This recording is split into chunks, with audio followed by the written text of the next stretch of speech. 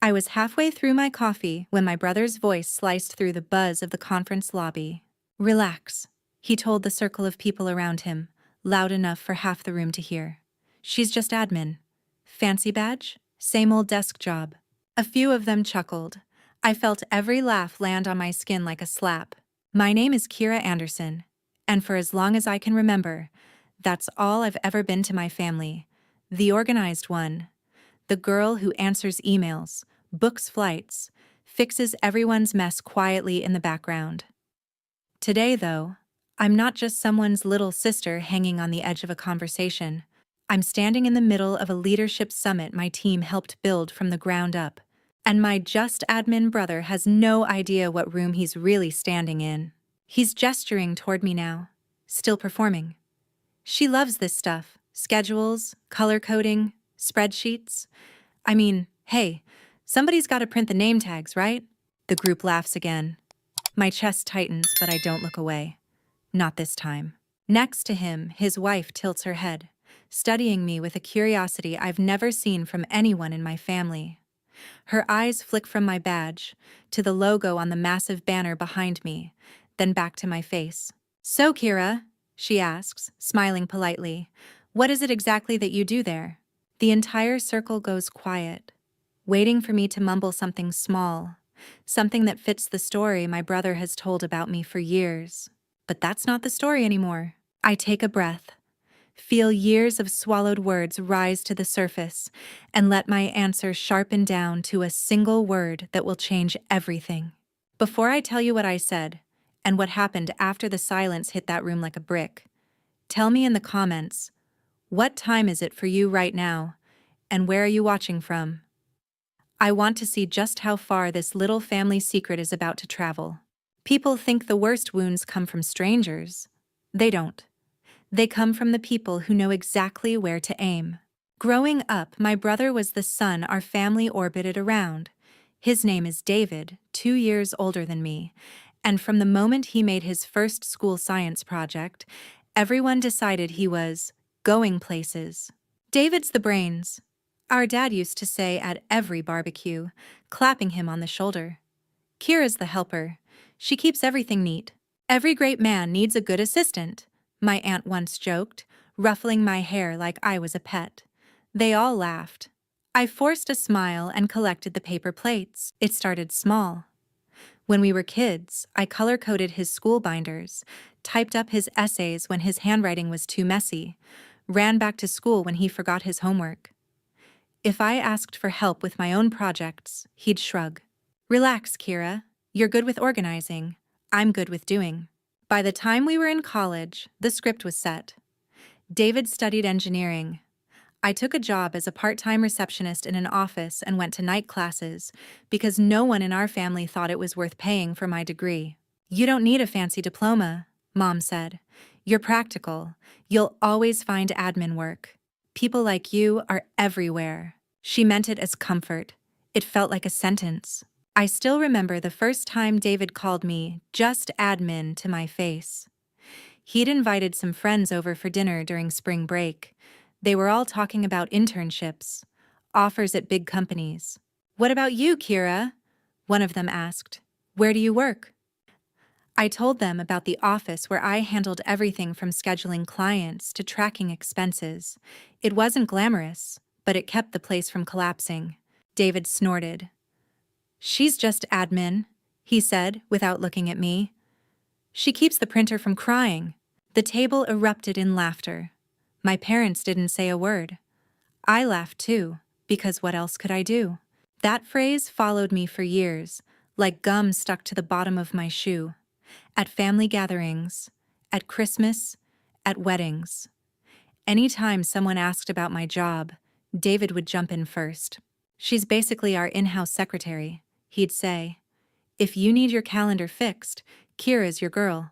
What he never noticed was that admin work taught me everything he refused to see. How power really moves inside a company. Who makes decisions? Who actually keeps things running? Who knows the numbers, the contracts, the weak spots? Admin sits quietly in rooms other people are desperate to enter. And I was taking notes. I got promoted more than once. Administrative assistant became administrative coordinator, then operations administrator, then administrative operations manager. Each title came with more responsibility, more visibility. But at home, I was still just the girl they asked to send out the group email for Thanksgiving. I could have corrected them. I could have pulled out my performance bonuses, the internal awards, the glowing reviews from executives whose careers I'd quietly kept from derailing. Instead, I swallowed it all. I told myself it wasn't worth the fight. It was just family. It didn't matter what they thought, except it did. Because the more my career grew, the more David's jokes stung, not just as offhand comments, but as constant reminders that in his eyes, I would always be beneath him.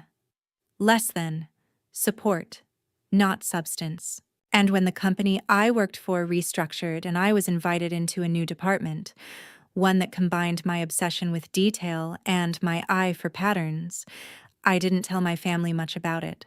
Same job, different floor, I said when Mom asked. In reality, it was the first step toward the one word that would eventually make my brother's world stop.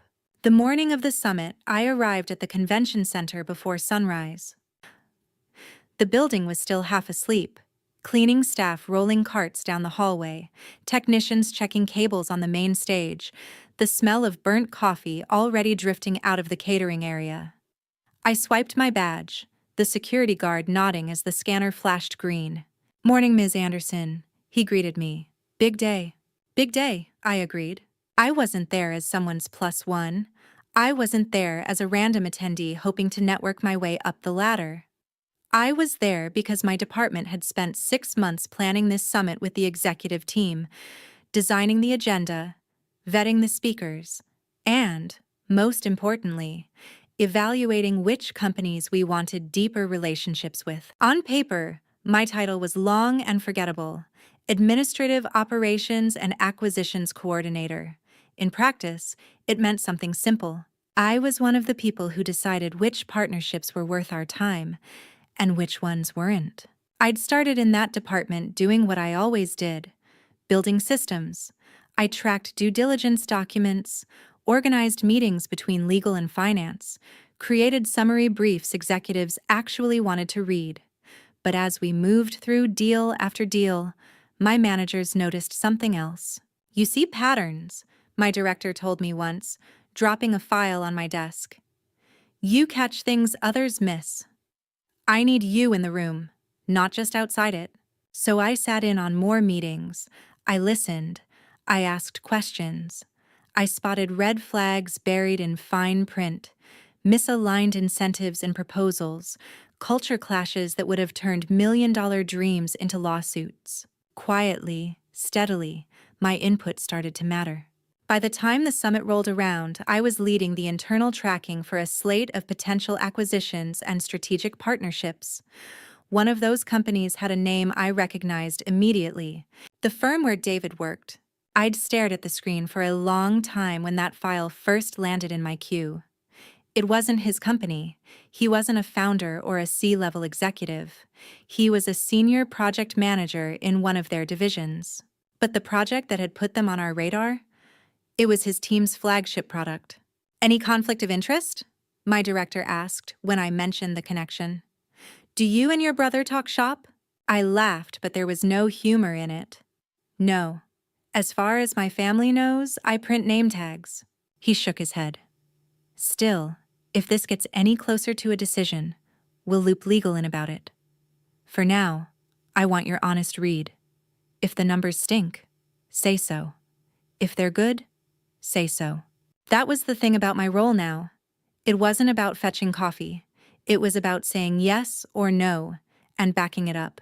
As I walked the halls that morning, checking that each breakout room had the right materials, that the registration area was ready, that the signage was correct, I noticed familiar branding being set up at one of the sponsor tables. There it was, my brother's company logo printed across banners and glossy brochures. I watched as a small team arrived, wheeling in demo equipment, arranging their booth. David wasn't with them yet, but his name tag was, right there on the table. waiting. "Hey!" a voice called from behind me. I turned to see my own boss, Mark, holding a tablet. "First sessions are locked in. You ready?" "Ready," I said, straightening. He glanced over at the sponsor booth. "That's the outfit your brother's at, right?" "Yeah." "And you're okay working this summit with them here? We can swap coverage on the floor if that's weird." I thought of years of just admin, of the way David never once asked what exactly I did all day, of the jokes layered over achievements he'd never even seen. "I'm fine," I said. "The work is the work." Mark studied me for a beat, then nodded. "Good, because there's a closed-door session later this afternoon with their VP and some of ours. Your notes will be important." I swallowed. Got it. What I didn't say was that later this afternoon was exactly when David had texted to brag that he'd be at a big industry summit. "Big dogs only," he'd written. "You'd be bored. It's all strategy stuff." I hadn't replied. Now, hours later, as the lobby filled with leaders from every corner of the industry, I moved through the crowd with a clipboard in my hand and a headset in my ear. To most of them, I was just someone who could fix a scheduling glitch or answer a logistical question. To a few of them, I was the person they wanted in every acquisitions meeting because I remembered what others forgot. And to my family, I was still the girl who arranges chairs. They were about to find out how wrong they were. By mid-morning, the summit was in full swing. On stage, a high-profile CEO was talking about invisible labor, the work no one notices until it stops happening. The crowd laughed when she joked about calendars mysteriously managing themselves, expenses magically getting filed. I didn't laugh. I watched the audience. Some people nudged their assistants, grinning knowingly. A few executives shifted uncomfortably in their seats. The ones who got it glanced toward the back of the room, where staff like me stood, always ready, always on call. In any company," the speaker said, "you can tell who truly understands leadership by how they treat the people who make their life easier." My eyes found my brother. David had arrived late, of course, sliding into the row his company had reserved, lanyard swinging, smile already turned up to max. He whispered something to the colleague next to him, both of them smirking. From where I stood, it looked like the joke was about the staff. During the coffee break, the lobby turned into a maze of conversations. Laughter bounced off the high ceilings. Business cards traded hands. People clustered around tall tables, balancing cups and pastries and egos. I was checking in with the AV team when I heard my name. "Kira!" I turned to see Susan, my sister-in-law, weaving through the crowd.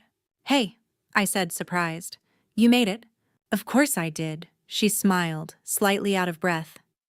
"David wouldn't stop talking about how important this summit is.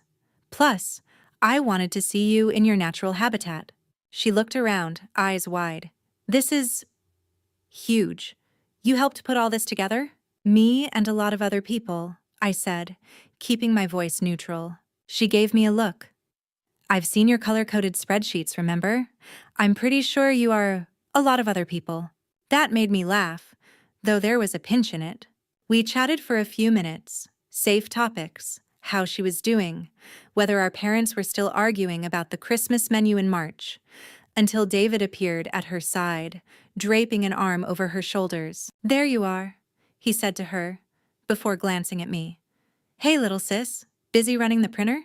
"The old script, delivered effortlessly." "Something like that," I replied.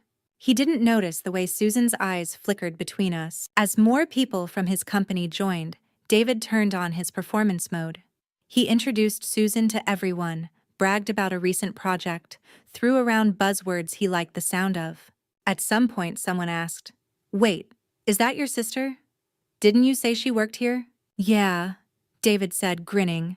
"She's one of the admin people. You know, the ones who make sure there's coffee and chairs and name tags. She loves it." The group laughed. It wasn't cruel exactly. It was just lazy. An easy joke at someone else's expense. I felt the familiar burn in my throat. The urge to shrink. To disappear behind a pillar and go check on the next breakout room instead of standing here absorbing impact. But, Over the speaker system, the announcer's voice floated out. Our next session will begin in 10 minutes. Please make your way to the main hall. I remembered what the morning speaker had said about invisible labor, about leadership. I also remembered the first time I opened the internal file on David's company and saw the risk assessment notes. I'd flagged concerns, not about him.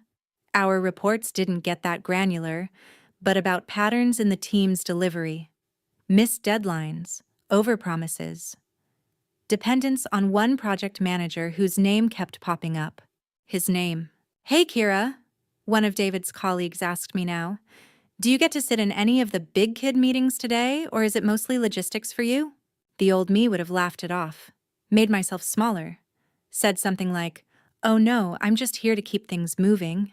Instead, I smiled faintly. "Depends what you mean by big kid." Susan watched me closely. There was a crease between her brows, like she was working on a puzzle. "Anyway," David cut in, clapping his hands, "we should let her get back to her admin magic. If we talk to her too long, the pens might stop refilling themselves." Another round of chuckles. I felt something inside me shift. All the late nights. All the times I'd stayed in the office after everyone left. Not because I was forced to, but because I wanted to understand the deals we were making. All the times my director had asked for my opinion and actually listened. And all the times my own brother hadn't cared enough to ask even once. "What exactly do you do there now?" Maybe I'd been protecting myself by staying vague. "I work in operations. I help with events." It's complicated. Safe answers that gave him room to fill in the blanks with whatever made him comfortable. Maybe it was time to make him uncomfortable. The call for the next session echoed again. People started drifting toward the main hall. David and his group lingered at their high table, finishing their coffees. Susan stayed quiet, her gaze bouncing between David's smirk and my expression. "Come on," David told her, nudging her elbow. "We should grab seats near the front. Gotta look important, right?" She didn't move. Instead, she turned to me. "Kira," she said slowly, "I've been meaning to ask you something." The lobby noise seemed to dim around us, like someone was slowly turning down the volume. "You've been different lately," she went on, "more confident, and your emails about this summit sounded like you were running a lot more than coffee orders. So, what is it you actually do here?" The question landed between us like a challenge and a lifeline all at once. David laughed. "Babe, I told you, she's admin. She loves that stuff.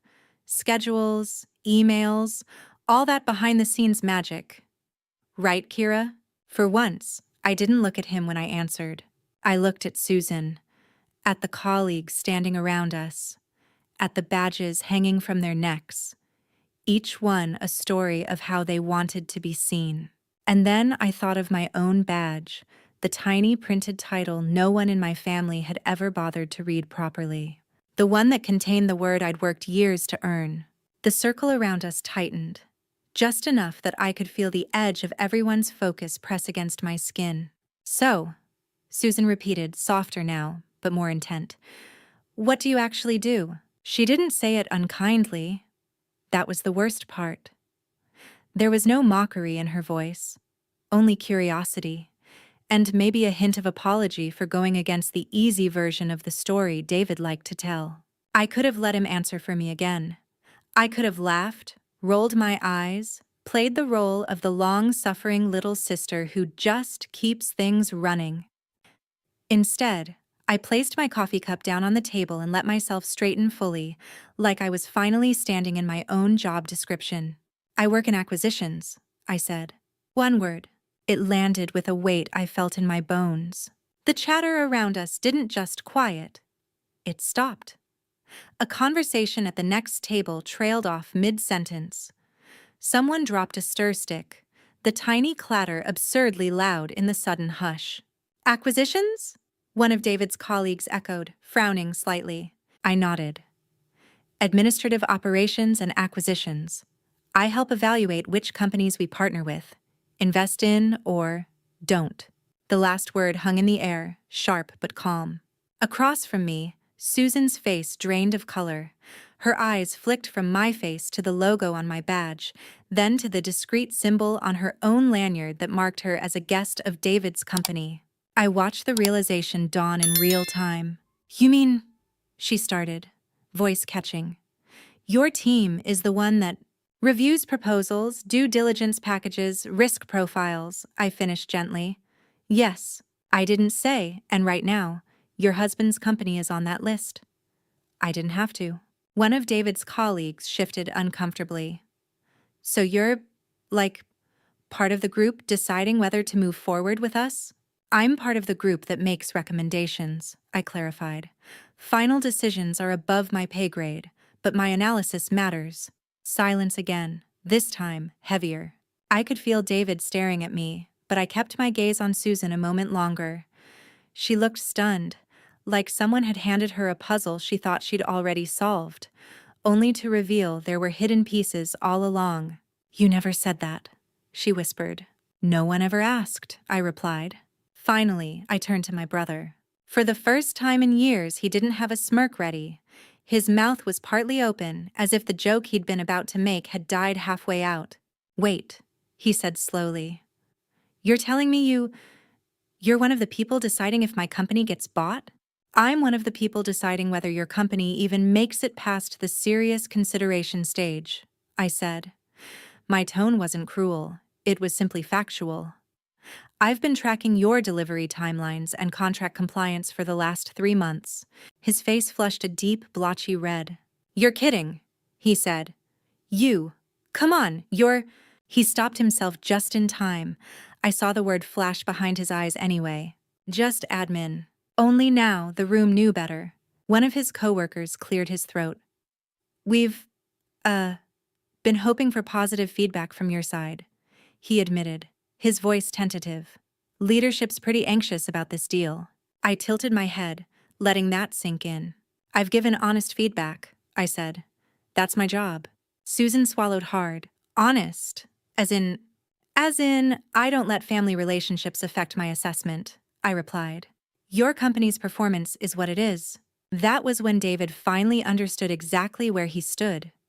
Not as the forever golden child whose mistakes would be quietly cleaned up by his little sister, but as a name in a spreadsheet, a line in a report, subject to the same scrutiny as everyone else.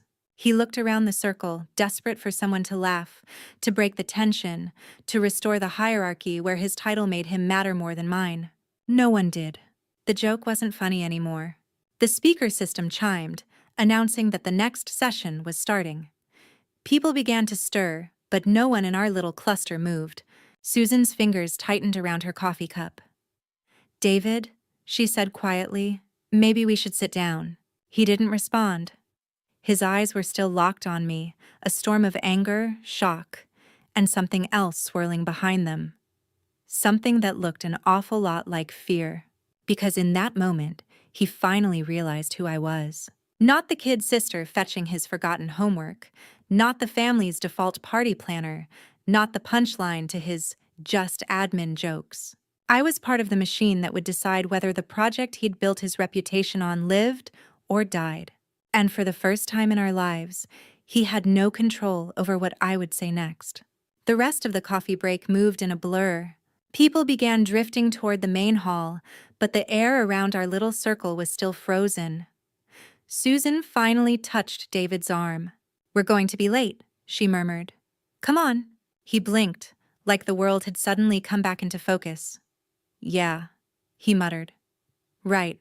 They walked away with his coworkers, but every few steps he glanced back at me, as if the last 10 minutes had rearranged the entire map in his head. In a way, they had. I didn't chase him. I didn't apologize. I picked up my clipboard and moved on to the next thing that needed to be done, because that's what I've always done. Only this time, the next thing wasn't refilling pens or checking microphones. It was a meeting that could change the trajectory of his career. By early afternoon, the summit had splintered into different tracks: breakout sessions, roundtables, a panel about AI ethics, another about restructuring in uncertain markets. Between them all, a handful of conference rooms on the top floor had been reserved for something not listed on the public agenda. Ready? Mark asked me quietly as we walked toward one of those doors. My heart was beating hard, but my voice stayed steady. Yes.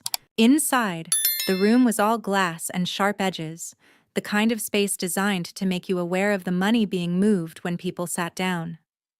A few of our executives were already there.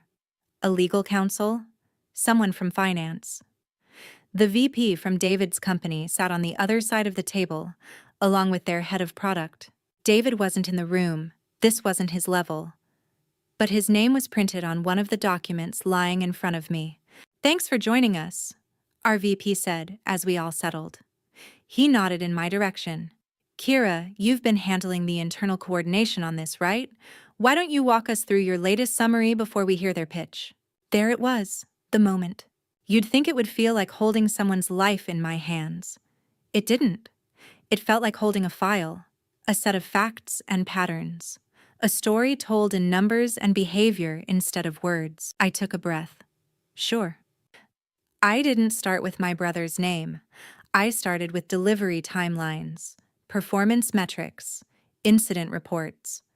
I talked about how their product had potential, how some of their team's innovations were genuinely impressive, but how those strengths were undercut by repeated execution issues. Several deadlines were missed, I said, scrolling through my tablet.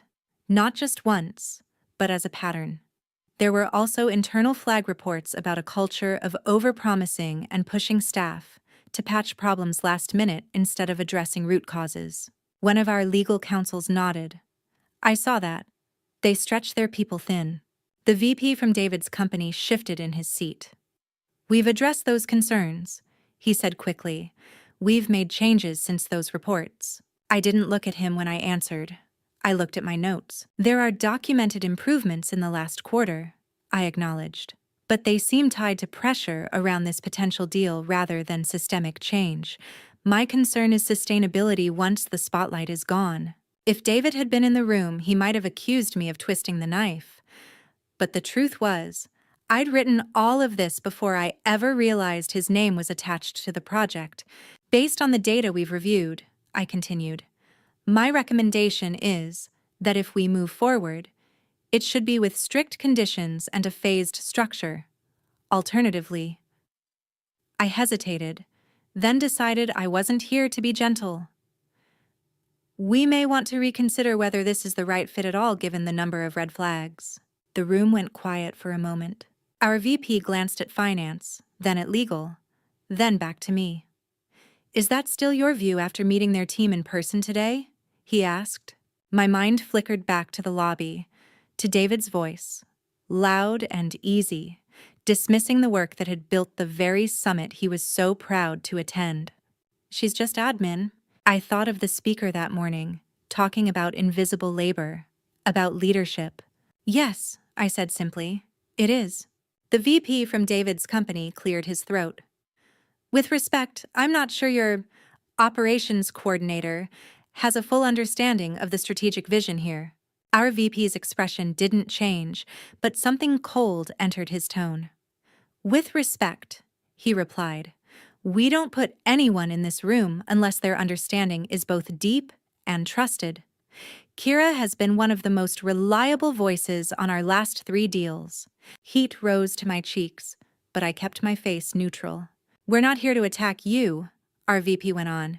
"We're here to see if there's something that works for both sides, but we won't ignore consistent patterns just because a product looks good on a slide." The rest of the meeting was tense but professional. They made their pitch. We asked questions. No voices were raised. No threats were made. We left with notes and next steps.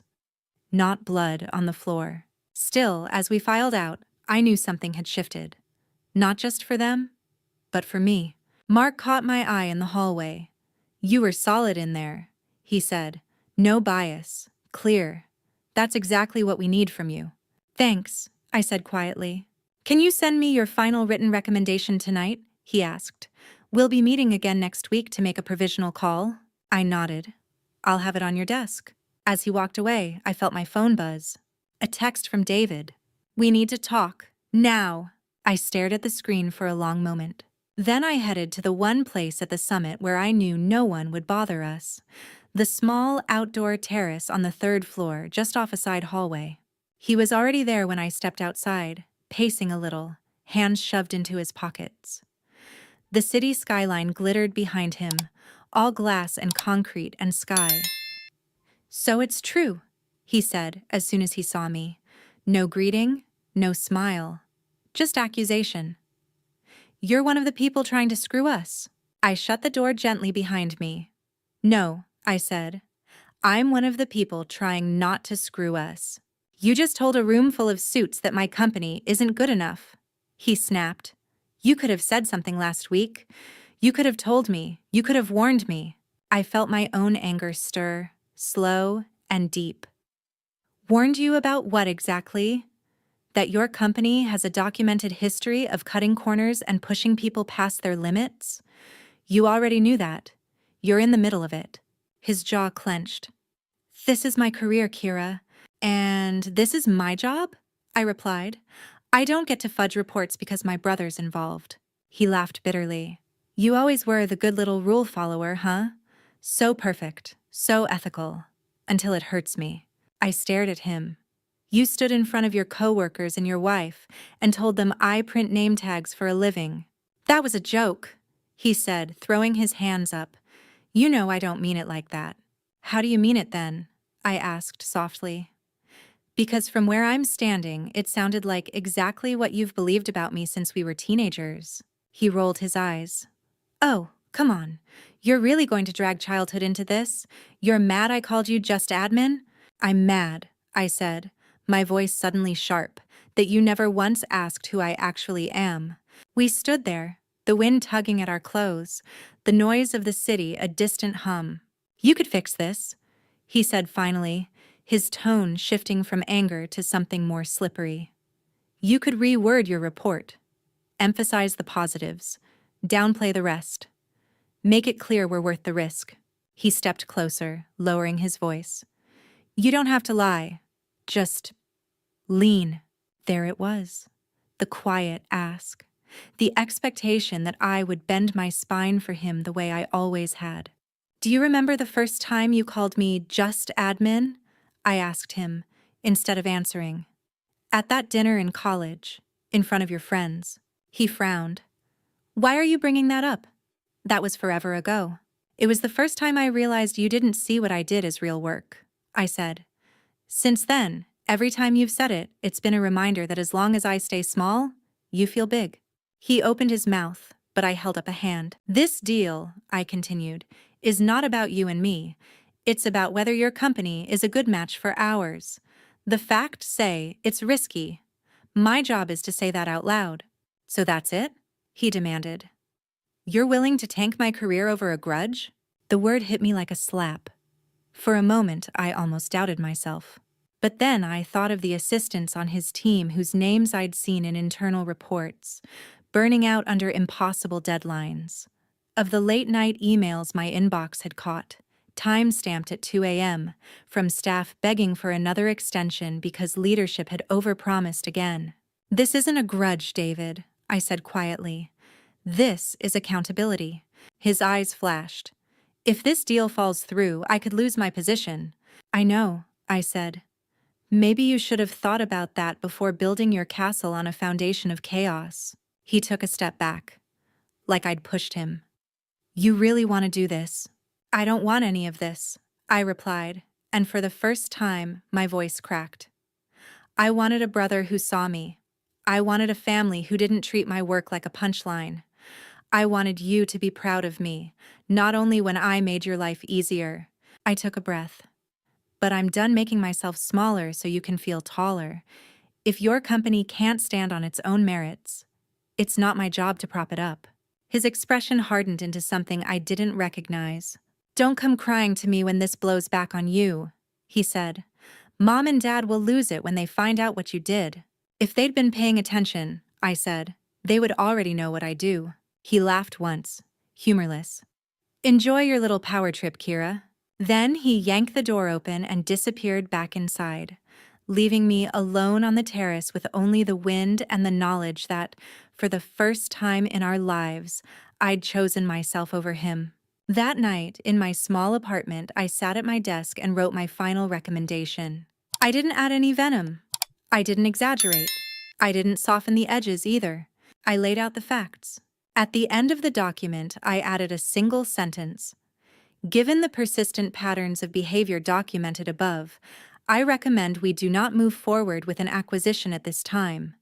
I signed my name, and I hit send. The decision came 3 weeks later. By then, the summit felt like a dream I'd had in another life. I'd gone back to my routines, morning coffee, train to the office, meetings, spreadsheets, calls. But under all of it, there was a low, constant hum of waiting. When the email finally arrived from leadership, my heart stuttered.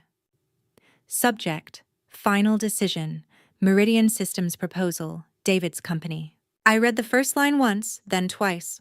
After careful consideration and review of all materials and recommendations, we've decided not to move forward with the proposed acquisition of Meridian Systems at this time. I exhaled slowly, the air leaving my lungs in a way that felt like it had been building for years. It was done. Not just because of me. Our team's concerns had been echoed by finance, by legal, by outside consultants. But my report had been one of the anchors. For a moment, guilt flashed through me like lightning. Then I remembered the terrace, the way he'd leaned on me, assuming I would bend. My phone buzzed before I'd fully processed the message. First, a text from Susan. "Did you hear about the deal?" Then, seconds later, a call from my mother. I stared at the screen. For the first time in a long time, I let it ring out. Then I listened to the voicemail. "Kira," Mom's voice trembled. "Your brother is devastated. He says your company pulled out of the agreement. Can you call me back? We need to understand what happened. He's saying this has your fingerprints on it." Of course he was. I sat there for a long time, phone in my hand, the weight of all the years pressing down on me. All the dinners where my achievements had been skipped over. All the jokes about my little office job. All the extra labor I'd done for free, just to be included.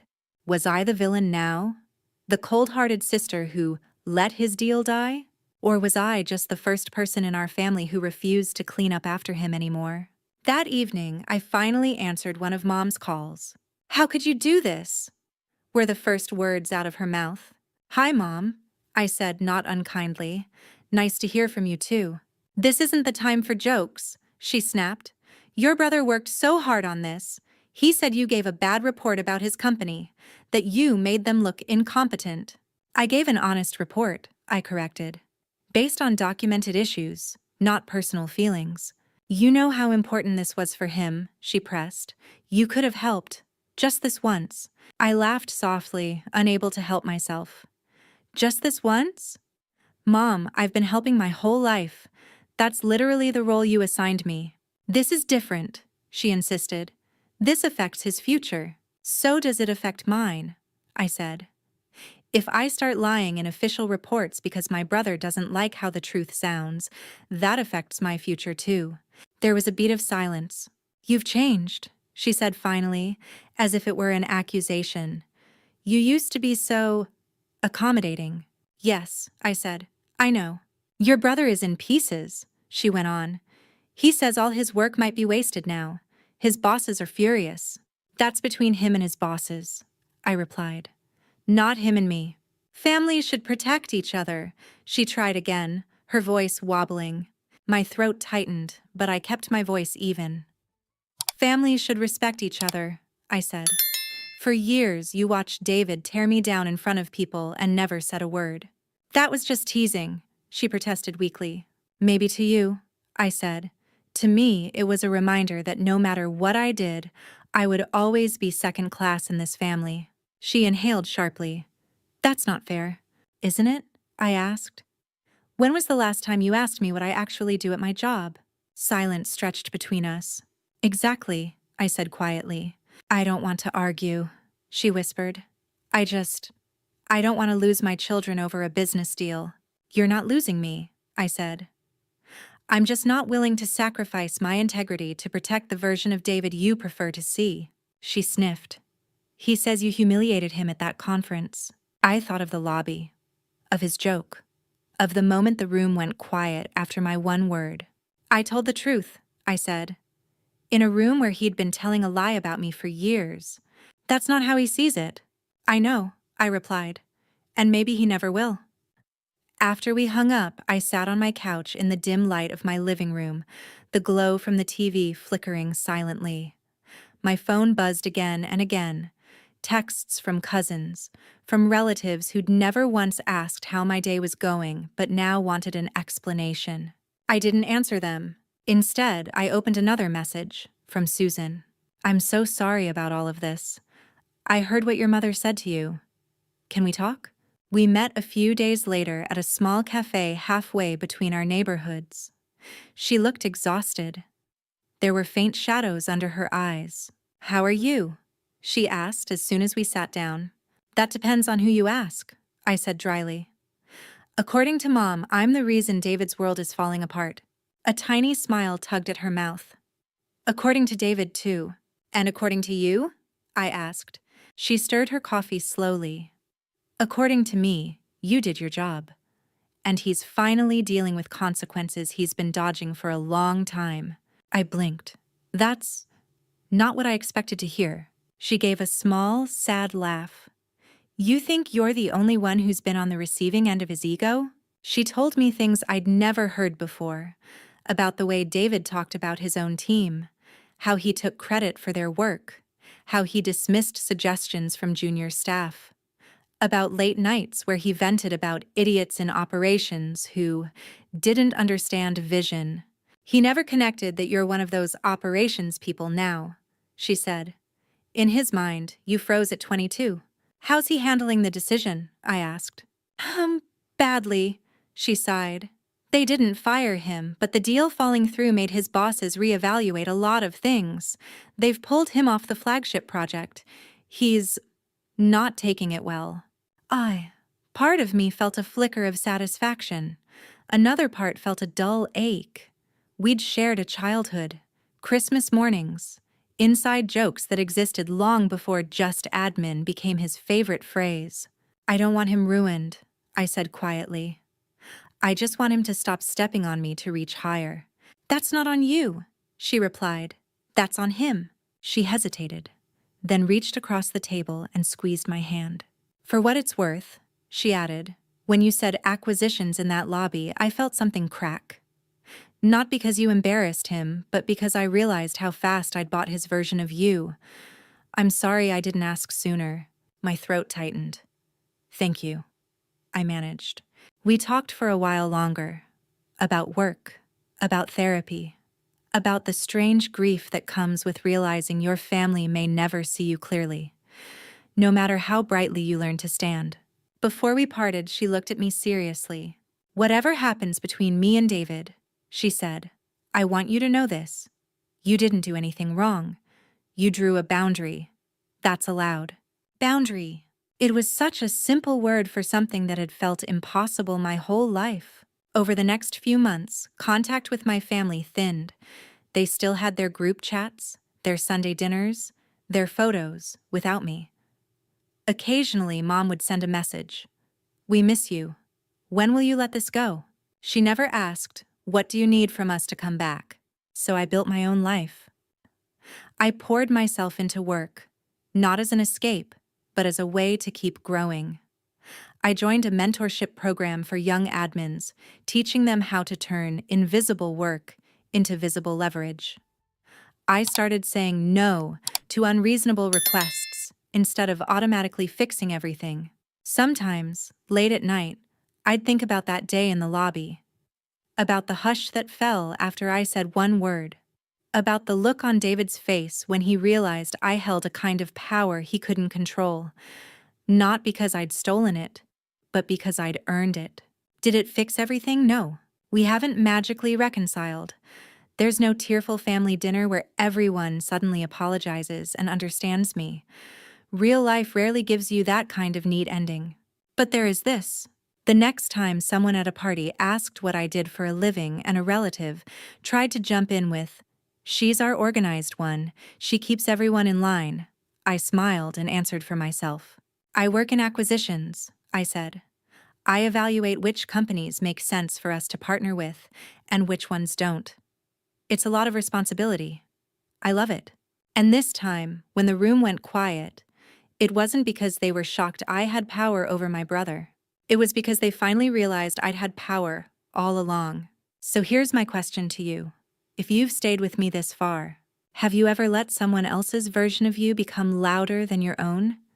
And if you have, what would happen if, just once, you told your story in your own words instead?